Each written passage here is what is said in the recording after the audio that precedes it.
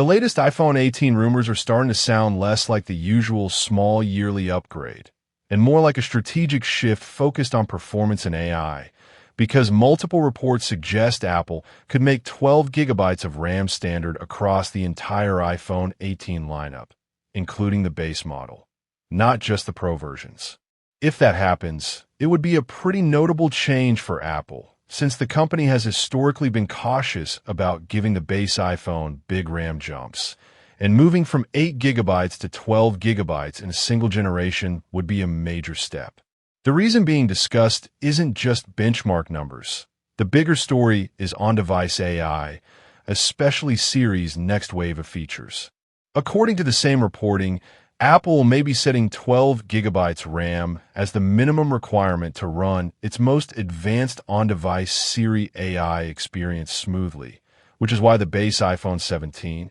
rumored at 8 gigabytes, could be left without the full set of AI tools. By raising the base iPhone 18 to 12 gigabytes, Apple would essentially remove the "you need a Pro model for full AI" barrier and push a more universal AI rollout,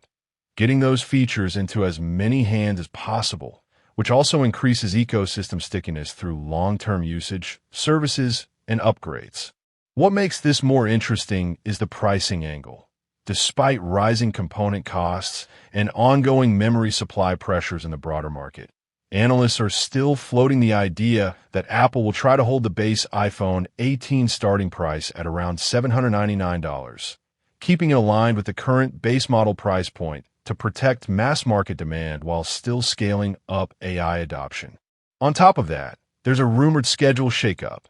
Instead of launching everything together in the fall like usual, Apple may move toward a staggered release, where iPhone 18 Pro and Pro Max stick to the traditional September keynote window and go on sale later that month. But the base iPhone 18 could be pushed to an early year, spring/Q1 launch, letting Apple create two major sales waves and potentially easing production and supply planning. And then there's the wild card, ongoing talk of a first Apple foldable,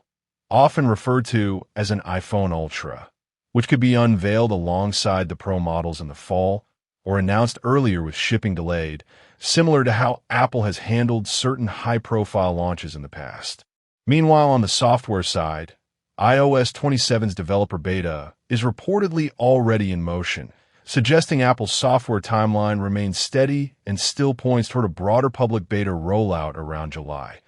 overall reinforcing the idea that Apple is lining up hardware, more RAM, and software, AI-focused iOS features, to make the iPhone 18 generation feel like a real platform shift rather than just another refresh.